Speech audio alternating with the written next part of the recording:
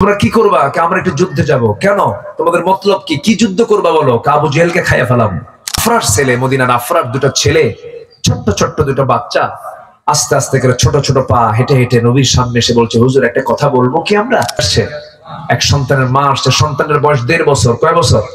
1.5 বছর। 1.5 বছরের ছোট্ট বাচ্চা নিয়ে নবীর সামনে এসে বলে, হুজুর আমার স্বামীও নাই, আমার বড় সন্তানটাও না, আমি তো মহিলা, আমার এই 1.5 বছরের সন্তানটা আপনার হাতে দিলাম, ঢাল বানায় নিয়ে, ঢাল বানায় নিয়ে। ছোট্ট দুইটা বাচ্চা ওই সাহাবীকে লক্ষ্য করে বলছে, চাচা ইবনে মাসউদ, আবু জেহেল কোথায়?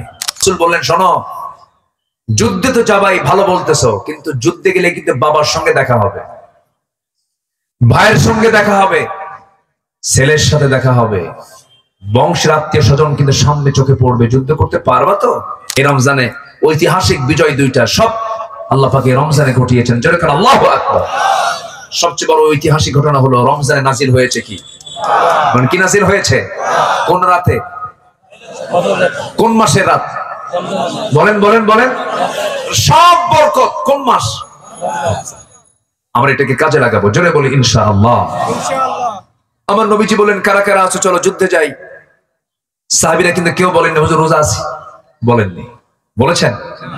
হুজুর সমস্যায় আছি, কেবল আসলাম মক্কা থেকে, আপনি এখনই যুদ্ধে যেতে বলেন। পারবো না। রাসূল বললেন, শোনো, যুদ্ধে তো যাবাই, ভালো বলতেছো, কিন্তু যুদ্ধে গেলে কিন্তু বাবার সঙ্গে দেখা হবে, ভাইয়ের সঙ্গে দেখা হবে, ছেলের সাথে দেখা হবে, বংশের আত্মীয় স্বজন কিন্তু সামনে চোখে পড়বে। যুদ্ধ করতে পারবা তো? কুল ইন কানা আবাউকুম ওয়া আবনাউকুম ওয়া আজওয়াজুকুম ওয়া আশীরাতুকুম। এই আয়াতটা আল্লাহ পাক রাসূলকে বললেন, হে রাসূল, আপনি বলুন, এই আয়াতটা বলে দিন, সকল কিছুর চাইতে আহাব্বা ইলাইকুম মিনাল্লাহি ওয়া রাসূলিহি ওয়া জিহাদিন ফি সাবিলিহি। সম্মানিত ভাইয়েরা, সাহাবীরা বললেন, ইয়া রাসূলুল্লাহ, শুধু আমি আমার জীবন না, সকল জীবনের চাইতে আমি আপনাকে বেশি ভালোবাসি, আল্লাহকে ভালোবাসি। তাকওয়া অর্জন হয়ে গেছে। 16টা রোজা রাখছেন তারা। আমার রাসূল যুদ্ধের ডাক দিলেন, তরবারি নাই, ঘোড়া নাই, খেজুর গাছের ডাল কেটে দিলেন।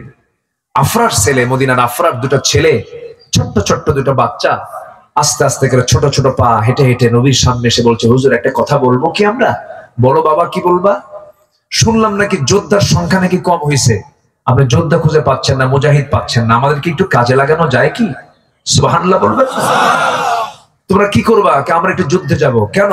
তোমাদের মতলব কি? কি যুদ্ধ করবা বলো? আবু জেহেলকে খাইয়া ফেলাম। আল্লাহু আকবার। মানুষ ছোট কিন্তু টার্গেট বড়। আরেকজন মা আসছে নবীর কাছে। কে আসছে?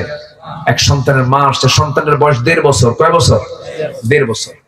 1.5 বছরের ছোট্ট বাচ্চা নিয়ে নবীর সামনে এসে বলে, হুজুর আমার স্বামীও নাই, আমার বড় সন্তানটাও না, আমি তো মহিলা, আমার এই 1.5 বছরের সন্তানটা আপনার হাতে দিলাম, ঢাল বানায় নিয়ে, ঢাল বানায় নিয়ে। কোন মাসে? বলেন কোন মাসে? বলেন। রমজান মাসে। আমার নবীজি বললেন, সাহাবী, আল্লাহ তোমার হৃদয়ের এই চাওয়াটাকে আল্লাহ পাক কবুল করে দেন। সন্তানটা কোলে নিয়ে আবার তাকে ফেরত দিলেন, যাও, পাঠায় দিলেন। আমার নবীজি ছোট্ট দুইটা বাচ্চাকে কাছে পেলেন, কাছে পেয়ে বলছেন, তোমাদেরকে পারমিশন দেব কেমনে? তোমরা তো ছোট মানুষ। বড়জন বলে, হুজুর অন্তত আপনি আমাকে পারমিশন দেন, আমাকে ফেরত দিবেন না, আমি ওর চাইতে শক্তিশালী, ওর চাইতে বয়সে বড়। ছোটজন বলে, হুজুর ও যদি পারমিশন পায় আমাকে বাদ দিবেন না, কারণ ও লম্বায় বড় হতে পারে, কিন্তু গায়ের শক্তি আমার বেশি। আমার নবীজি খুশি হয়ে গেলেন, দুজনকে পারমিশন দিয়ে দিলেন। যুদ্ধে দুইজনে রওনা দিয়েছে। 313 জন মিল হয়ে গেল। 313 জন সাহাবী কিনা আমার রাসূল যখন বদর প্রান্তরে যখন পৌঁছে গেছেন, বালুর জায়গা, আল্লাহ পাক আমাকে বহুবার সেখানে নিয়েছেন। সেই বদর প্রান্তরে বালুর পাহাড় আছে, বালুর পাহাড়ের পাশে যখন সাহাবীরা দাঁড়ায় গেছেন, হাঁটু পর্যন্ত পা গেড়ে গেছে, হাঁটতে পারে না। সাহাবীরা বলছে, হুজুর এমনি খাই নাই 16 দিন, শরীরটা দুর্বল, আমরা যুদ্ধে আসছি, এসেও যদি কদমটা যদি মজবুত করে না হাঁটতে পারি, এটা আল্লাহর কাছে আপনি সাহায্য চান। আমার নবী আল্লাহর দরবারে দোয়া চাইলেন, আকাশের দিকে হাত দুটো উঁচু করলেন, আকাশে ঘন মেঘ জমা হলো। এক চূড়ান্ত পর্যায়ে এক সময় দোয়া কবুল হয়ে গেছে, খন্ড মেঘ কালো খণ্ড মেঘ এসে নবীজির মাথায়, সাহাবে কেরামদের মাথায় এসে যখন সোজাসুজি হয়ে গেল, মুষলধারে বৃষ্টি হলো। বালুতে যখন বৃষ্টি নামে, বালুর উপরে যখন পানি পড়ে, বালুটা নরম হয় না, শক্ত হয়। শক্ত হয়ে গেল, সাহাবীদের গোসল হয়ে গেল, সতেজ হৃদয় হয়ে গেল। যুদ্ধের ডাক চলে এলো, যুদ্ধ শুরু হয়ে গেছে। আমার বন্ধুগণ, ছোট্ট দুইটা বাচ্চা সবার কাতারে, সামনের কাতারে ঠিক মাঝখানে দাঁড়ায়া, দুজন ভাই মাঝখানে একজন সাহাবীকে দাঁড় করায় রেখে তারা দাঁড়ায় আছেন। এই ছোট্ট দুইটা বাচ্চা ওই সাহাবীকে লক্ষ্য করে বলছে, চাচা ইবনে মাসউদ, আবু জেহেল কোথায়? সুবহানাল্লাহ বলবেন না? কোন মাসের কথা এগুলো বলেন? কোন মাসের কথা? কারো জীবনে 30 বছর 40 বছর রমজান চলে গেল, আজ পর্যন্ত বাতিল চিনতে পারলাম না। আজ পর্যন্ত হকের পক্ষ থেকে বাতিলের বিরুদ্ধে মোকাবেলা করতে পারলাম না। 11 বছরের 13 বছরের ছোট্ট বাচ্চা চিনে ফেলছে তার শত্রুকে। এই ছোট্ট দুইটা বাচ্চার কথা শুনে ইবনে মাসউদ বলছেন, তোমরা কি করবে বলো? আমরা কারো বিরুদ্ধে যুদ্ধ করতে আসি নাই, শুধু আবু জেহেলকে মারতে আসছি। কেন? আমরা শুনেছি আবু জেহেল নাকি রাসূলকে খুব কষ্ট দিত, রাসূলকে নাকি মারতো, রাসূলকে নাকি থাপ্পড় দিত, রাসূলকে নাকি ঘাড় ধাক্কা দিয়ে মক্কা থেকে বের করে দিয়েছে, এই জন্য আমরা তাকে মারতে চাই। ছোট্ট মানুষ সোজা কথা বলে দিয়েছে। ইবনে মাসউদ বলেন, ওই যে ঘোড়ার পিঠে বসে আছে, ওটাই হলো কাফিরদের লিডার, কুরাইশদের লিডার। বলতে দেরি, যেতে দেরি হলো না। সিংহের মতো গর্জন দিয়া, বাজ পাখির মতো উড়ন্ত হয়ে দৌড় মেরে চলে গেছে। দুই দিকে দুইজন পজিশন নিয়ে তরবারি নিয়ে দাঁড়ায় গেছে। কেউ টের পায় না, সবার তো বগলের নিচে, টের পায় নাই, খেয়াল করে নাই। আল্লাহু আকবার বলে সজোরে দুই ভাই ওই যে একসাথে আঘাত করেছে আবু জেহেলের দুই পায়ে। আবু জেহেল ধরাশয়ী হয়ে ওই জমিনে পড়ে গেছে, আর কোমর সোজা করে আবু জেহেল আর কোনোদিন দাঁড়াতে পারে নাই। জোরে বলেন আল্লাহু আকবার। বড় ভাইকে পিছন থেকে কাফেররা অ্যাটাক করে ফেলেছে।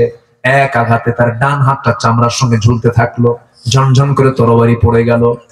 বড় ভাই মুআজ বাম হাতে তরবারি তুলে নিলেন, যুদ্ধ চালাতে থাকলেন, কিন্তু ডান হাতটা ঝুলন্ত হাতটা সে বাম হাতে ধাক্কা খায়। বারবার ডিস্টার্ব হচ্ছে মনে করে ঝুলন্ত চামড়ার সঙ্গে ঝুলে থাকে হাতটাকে বাম পায়ের নিচে রেখে এত জোরে টান মারলেন, হাত ছিটকে পড়ে গেল। বাম হাতে যুদ্ধ চালালেন, বাম হাত চালাতে নিয়ে বাম হাতেও কেটে ফেলে দিয়েছে। দুই হাত পড়ে গেল, গর্দানে আঘাত করলো, গর্দানটাও ছিটকে পড়ে গেল। বড় ভাই মুআজ দুনিয়া থেকে বিদায় নিয়ে গোটা বিশ্ববাসীকে জানায় দিলেন, রমজান মাসে আল্লাহর দ্বীন কায়েম করার জন্য বুকের তাজা রক্ত রোজার মাসে এমন করে উজাড় করে দিতে হয়। জোরে কোন সুবহানাল্লাহ, আরো জোরে কোন সুবহানাল্লাহ। আমার বন্ধুগণ, যুদ্ধ থেমে যাচ্ছিল, মুসলমানদের বিজয় হয়ে গেছে। 70 জন কাফের দুনিয়া থেকে বিদায় নিয়েছে। এইদিকে 14 জন সাহাবী শাহাদাত বরণ করেছেন। উবাইদার মন খারাপ, উবাইদ ইবনে জাররাহ কান্দে। সাহাবীরা বলেন, হুজুর উবাইদা কাঁদতেছে, কান্নার কারণ হলো উবাইদের বাপ আজকে যুদ্ধে মারা গেছে।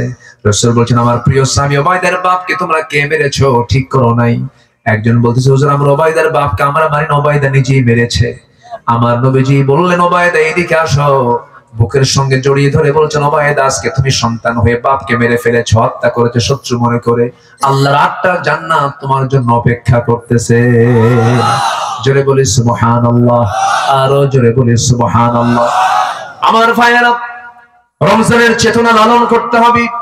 রমজান মানে হলো বিজয়ের চেতনা, রমজান মানে হলো জিহাদের চেতনা, রমজান মানে হলো দ্বীন প্রতিষ্ঠার চেতনা।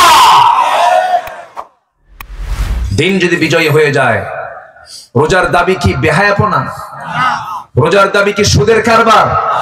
রোজার দাবি কি হোটেল খোলা রাখা? রোজার দাবি কি মদের দোকান খোলা রাখা? সব তো চলতেছে, রোজার দাবি তো পূরণ হচ্ছে না।